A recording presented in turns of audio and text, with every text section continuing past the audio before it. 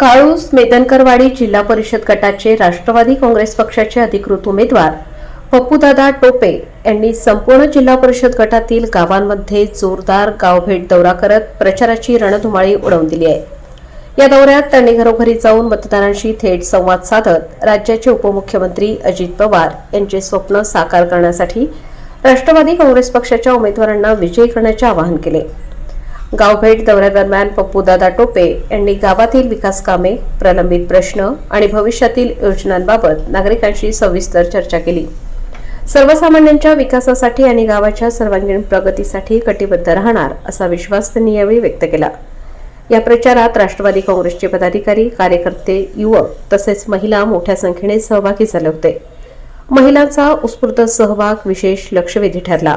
हातात घड्याळ चिन्हाचे फलक, घोषणा आणि कार्यकर्त्यांचा उत्साह यामुळे संपूर्ण मेदनकरवाडी गावात राष्ट्रवादी काँग्रेसचा घड्याळाचा झंझावात पाहायला मिळाला।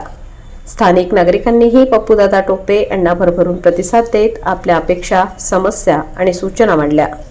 अनेक ठिकाणी नागरिकांनी विकासासाठी योग्य उमेदवार म्हणून त्यांना पाठिंबा दर्शवला।